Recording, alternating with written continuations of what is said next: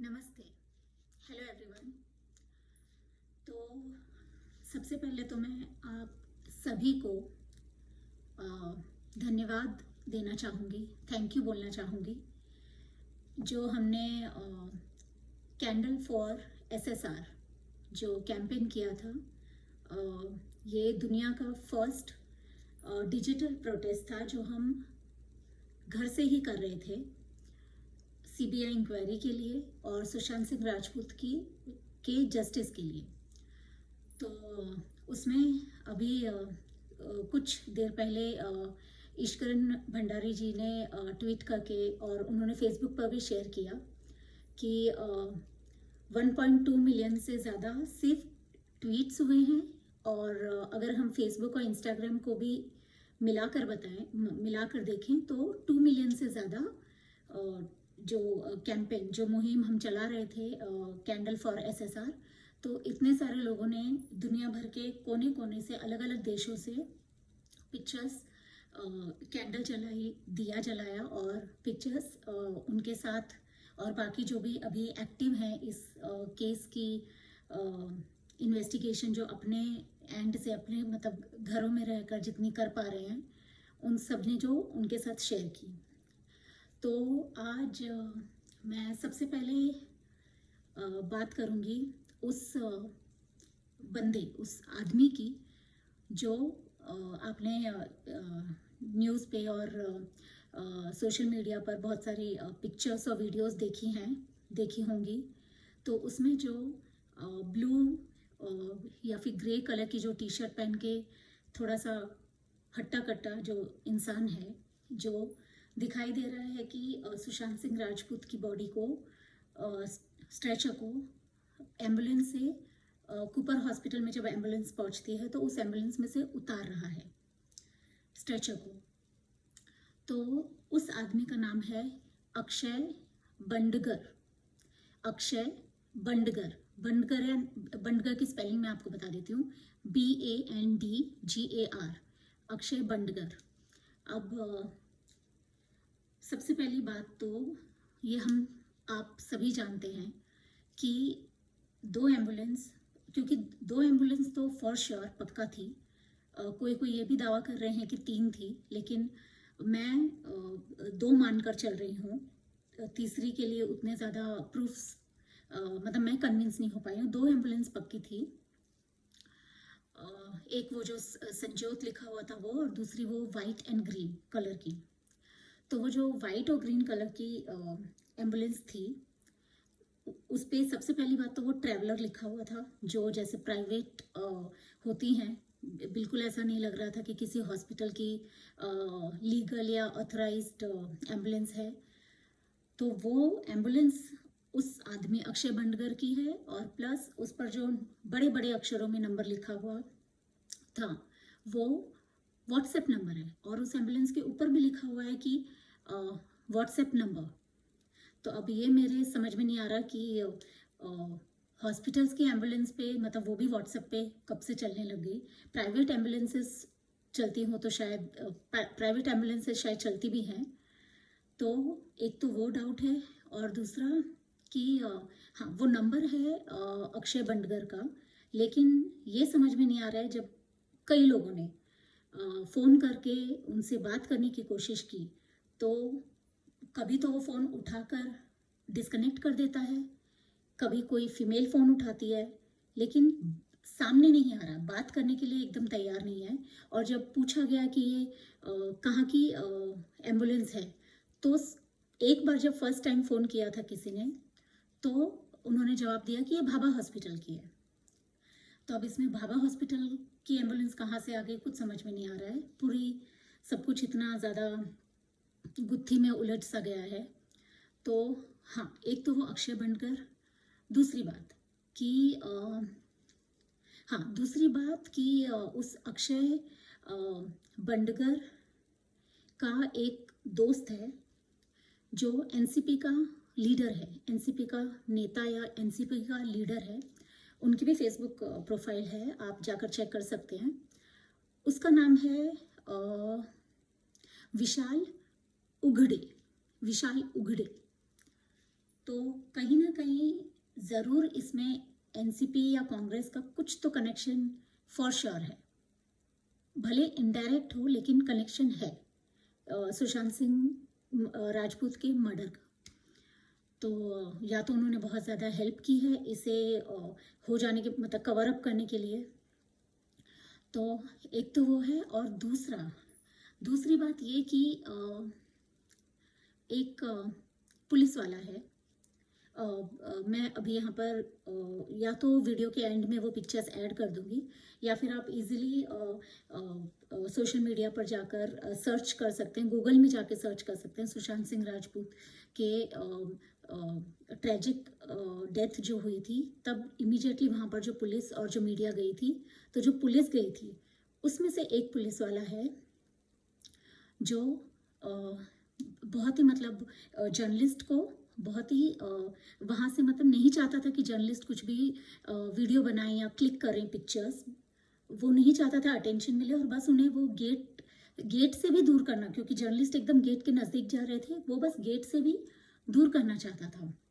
तो कहीं ना कहीं उसके ऐसे मिस्टीरियस बिहेवियर से भी लग रहा था कि क्यों नहीं चाहता कि जर्नलिस्ट या मीडिया कवर करे या फ़ोटो खींचे, उसमें उसे क्या प्रॉब्लम हो रही थी। तो वो जो पुलिस वाला है, और कहीं ना कहीं ये भी शक है कि वो पुलिस वाला असली पुलिस वाला नहीं है, वो नकली है, वो पुलिस वाला है ही नहीं वो आदमी। उसका नाम है, आप उसकी फेसबुक प्रोफाइल पर जाकर चेक कर लीजिए, क्योंकि मैंने भी वहीं से चेक करके निकाला है। जो उसकी जो प्रोफाइल में उसका नाम मैं आपको बताती हूँ, राम येलगार, जो शिवाजी यूनिवर्सिटी से जिसने पढ़ाई की है और जो पुणे का है, पुणे का रहने वाला है, नौकरी यहाँ पर करता है बॉम्बे में, मुंबई में। तो उसकी पूरी प्रोफाइल में अगर हम चलो मैं किसी प्रोफेशन में हूँ तो मैं अपनी ज़िंदगी में लास्ट 10 सालों में कभी ना कभी तो अपने प्रोफेशन की, या अगर मैं किसी ऐसे रेप्यूटेड इतने अच्छे प्रोफेशन में हूँ जैसे पुलिस में हूँ, या तो मैं ज़रूर यूनिफॉर्म में अपनी फ़ोटो ज़रूर डालूंगी, कम से कम कभी तो डालूंगी 10 साल में एक बार। लेकिन उस आदमी की एक भी फ़ोटो लास्ट के 10 सालों में एक भी फ़ोटो उसने नहीं अपलोड की है, जबकि बाकी बहुत सारी की हैं नॉर्मल, जो हम नॉर्मली हम भी करते हैं। तो वो बहुत ही ज़्यादा शक के घेरे में है। वो रियल पुलिस वाला, असली पुलिस वाला मुझे तो बिल्कुल नहीं लगता। तो ये बात तो मुझे समझ में नहीं आ रहा है कि मुंबई पुलिस सो रही है या मुंबई पुलिस मतलब प्रेशर में है, या उनको बहुत बड़ी रकम मिली है जिसकी वजह से वो ना अपना मुंह खोलना चाहते हैं, ना कुछ बोलना चाहते हैं, ना पब्लिक को आंसर्स देना चाहते हैं, ना ही एक प्रेस कॉन्फ्रेंस करके बताना चाहते हैं, कोई अपडेट देना चाहते हैं। उनको पता है कि लोग कितने ज़्यादा गुस्से में भी हैं और दुखी भी हैं, और बहुत ज़्यादा गुस्सा है और बहुत सवाल हैं लोगों के। तो कम से कम एक प्रेस कॉन्फ्रेंस करके सवालों का जवाब तो दे दीजिए, लेकिन नहीं, वो नहीं देंगे जब तक उनको ऊपर से कोई ऑर्डर नहीं आएगा कि वो ऐसा कर सकते हैं। तो हाँ, और एक दूसरी बात, एक और बात कि आपने अगर वीडियोस और फोटोज़ ध्यान से देखी होंगी तो पुलिस वाले पुलिस यूनिफॉर्म पहने हुए चप्पल पहन के कब से आने लग गए किसी भी क्राइम सीन पर। आप यूनिफॉर्म पहनते हो तो वो तो आपकी यूनिफॉर्म का एक हिस्सा है, एक पार्ट है कि आप शूज़ पहने, जो फॉर्मल ब्लैक शूज़ होते हैं वो पहने। कौन सा पुलिस वाला, अरे कांस्टेबल तक चप्पल में नहीं होते। तो वो वहाँ पर है फ़ोटो, मैं आपको मैं भी दिखा सकती हूँ, आप जाकर चेक कर लीजिए। पुलिस वाले चप्पल पहने हुए हैं, जो इस तरह से लगता है देखकर कि असली पुलिस वाले हैं ही नहीं, जैसे कि बहुत ही जल्दबाजी में या बस हो गया और पुलिस को अरेंज करना पड़ा। तो यूनिफॉर्म तो मिल गई किसी तरह से, लेकिन शूज़ अपनी साइज़ के नहीं मिल पाए, तो चलो जो फ्लोटर्स जो पहने हुए हैं वही पहनकर। तो मुझे बिल्कुल ऐसा नहीं लग रहा। और हाँ, तो एक वो हो गया। दूसरा, अब मैं इस पर बातें कर मतलब आधा नॉलेज या आधे से ज़्यादा नॉलेज तो आप सभी को भी है। आप अगर थोड़ा और रिसर्च करेंगे, फ़ोटोज़ को ध्यान से देखेंगे, वीडियोज़ को ध्यान से देखेंगे, उनकी छोटी छोटी चीज़ों को आप ऑब्ज़र्व करेंगे, नोटिस करेंगे, फेस देखकर आप सर्च करेंगे उस पर्सन को, किसी भी पर्सन को, किसी भी आदमी को, आपको ऐसी बहुत सारी अलग अलग लिंक मिल जाएंगी और आप उसे कनेक्ट कीजिए, सब कुछ थोड़ा सा क्लियर होता आराम से दिख रहा है। अब इस टॉपिक पर बात करने जाऊं तो बहुत सारी बातें हैं, पूरा दिन निकल सकता है बात करते करते, लेकिन कुछ पॉइंट्स जो मैं आपसे फिर से बोलना चाहूँगी। ऐसे तो बहुत सारे पॉइंट है, अनएंडिंग लिस्ट है उसकी, भले हम उसको शुरू से बोलें तो सबसे पहला सबसे इम्पॉर्टेंट सवाल, मुंबई पुलिस, आप जब सुशांत सिंह राजपूत के घर पर गए, क्या आपने उनको पंखे से लटकते हुए देखा? तो ये सब कुछ प्री प्लान था, पहले से ही बताया गया था, पूरी स्क्रिप्ट लिखी गई थी, स्टोरी लिखी गई थी कि जब बाहर बात आए, जब ये पता चले तो कहना है कि वो डिप्रेशन में थे। ऐसी स्टूपिड सी स्टोरियाँ लेकर आना कि वो डिप्रेस थे, मेंटल हेल्थ उनकी ठीक नहीं थी, स्ट्रेस्ड थे, ऐसा कुछ नहीं था। ये सिर्फ अफवाहें हैं।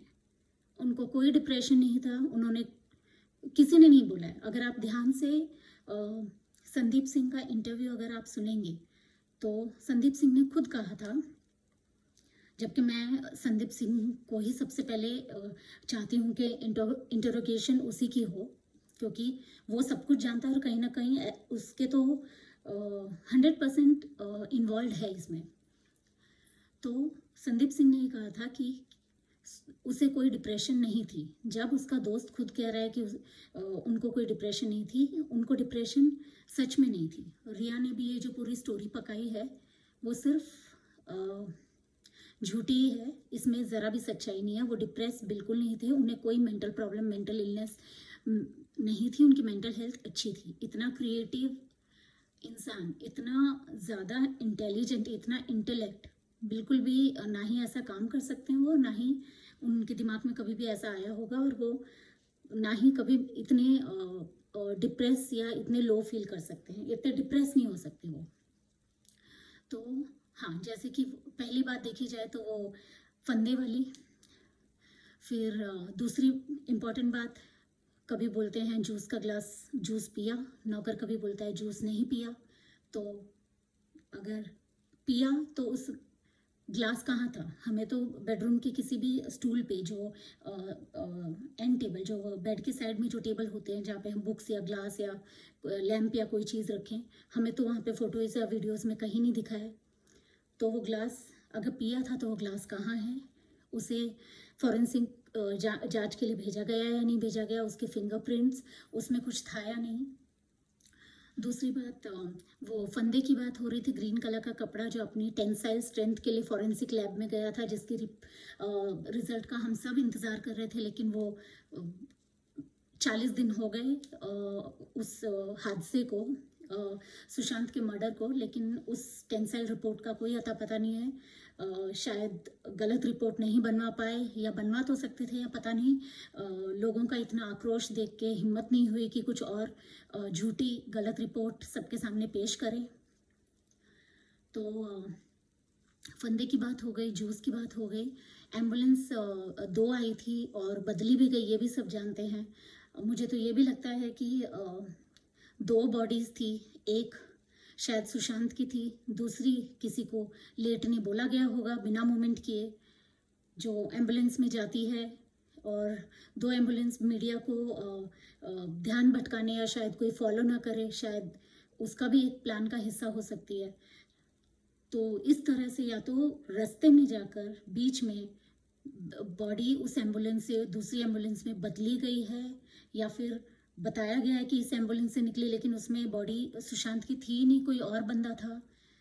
कुछ तो है ये एम्बुलेंस की, इसमें बहुत एक बड़ी रहस्य है, बहुत ही राज है जो पता नहीं, लेकिन कुछ तो बहुत ही गंदा है जो भी खेल ये खेला गया है एम्बुलेंस का और ये बॉडी का। तो हाँ, तो वो बात हो गई। फिर मुंबई पुलिस से मैं कहना चाहूँगी, आप चाहें, जैसे पुलिस, असली पुलिस और सच्ची पुलिस, ईमानदार जो जैसे नॉर्मली काम करती है, आप चाहें तो 2 दिन में इसके केस को सॉल्व कर सकते हैं। इजीली कल्प्रिट्स आप आराम से पता लगा सकते हैं कैसे हुआ, क्या हुआ, क्योंकि बहुत इजी है, लेकिन आप करना नहीं चाहते। आप कॉल रिकॉर्ड्स को अगर चेक करें सुशांत के, आप उसके जितने भी दोस्त थे सभी को, रिया चक्रवर्ती भी, संदीप सिंह भी, महेश शेट्टी भी, उसके कुक, नौकर, सर्वेंट सब, वो दीपेश सावंत, इनफैक्ट मैं तो कहूँगी कि सूरज पंचोली भी, इन सब की लोकेशन ट्रेस करें कि उस 13 तारीख के दिन में, शाम में और रात में, और 14 तारीख की सुबह 12:30-1 बजे तक वो लोग कहाँ थे, उनकी पोजीशन की, उनकी लोकेशन कि वो क्या वो सुशांत के घर में थे, उसकी बिल्डिंग में थे, उसके एरिया में थे, एग्जैक्टली कहाँ थे जब ये कुछ हुआ होगा। आप हमें पोस्टमार्टम का टाइम नहीं बताना चाहते क्योंकि वो भी एक मिस्ट्री है। आप बता देंगे तो कहीं थोड़ा बहुत हम पूरी पब्लिक ही मिलके कहीं केस को और थोड़ा और सॉल्व ना कर दे। आप नहीं बता रहे डेथ का एग्जैक्ट टाइम, जबकि आपको पता होगा। तो ये हो गया। हाँ, सुसाइड थियरी आपने बोल दी। हाँ, वो अब वापस से उसकी बात करना कि पहले बोलते हैं कि दरवाजे को धक्का मार के तोड़ा गया, जो रिपोर्टर ने लाइव रिपोर्टिंग की थी अराउंड 1 o'clock, 1-1:15 के पास, उसी टाइम पर जैसे ये न्यूज़ लीक हुई थी कि उनकी ट्रेजिक डेथ हो गई है। तो ये थ्योरी आपने पहले से ही बना ली थी कि सुसाइड ही कहना है। आपने अगर सुशांत को लटकते हुए नहीं देखा, अगर वो बेड पे उनकी बॉडी लेटी हुई थी, तो आप कैसे कह सकते हो कि आप न्यूज़ में कैसे कह सकते हो मीडिया को और न्यूज़ रिपोर्टर्स को, कार में बैठते हुए, जीप में बैठते हुए, वो वीडियो तो सबने देखी है, मैंने भी देखी है, तुरंत इंसिडेंट्स जो ट्रेजिक डेथ हुई है और आप उसके 15-20 मिनट के बाद कह रहे हैं कि सुशांत ने पंखे से फांसी लगाकर आत्महत्या कर ली, सुसाइड कर लिया। दिस इज़ नॉट डन, ये नहीं चलेगा। आपने ये पहले से सोच रखा था, इसलिए आपने ये शुरू से डे 1 से ये रूमर फैलाया, गलत न्यूज़, फेक न्यूज़। फिर कॉल रिकॉर्ड्स, हाँ, तो बस मैं यही कहना चाहूँगी कि बात करने के लिए तो बहुत सारे एंडलेस पॉइंट्स हैं इसमें, इतने इम्पॉर्टेंट, इतना सब कुछ दिखाई दे रहा है। मुंबई पुलिस क्यों अपनी आंखों पर पट्टी बांध कर बैठी है पता नहीं। तो आप और मैं, हम कॉमन लोग, हम जनता, हम ही को आगे आना पड़ेगा। और बहुत बहुत धन्यवाद जिस तरह से सबने वो कैंडल प्रोटेस्ट किया घर से, और फिर उसके पिक्चर्स डाले ट्विटर पे, फेसबुक पे, इंस्टाग्राम पे। उसके लिए आप सभी का बहुत बहुत बहुत धन्यवाद, शुक्रिया, थैंक यू सो मच। जी, तो मैं आपसे कह रही थी कि यहाँ से यूएसए से हम सारे फ्रेंड्स, जो कि मैं कुछ फ्रेंड्स का नाम लेना चाहूँगी जिन्होंने मेरे साथ इस candle for SSR digital protest में हिस्सा लिया। सबसे पहले सपना सेंगर भदौरिया, फिर अनुश्री पद्मशाली, पल्लवी नायक महात्रे, गोरल सावला, गीता पांडलवर और स्वेट।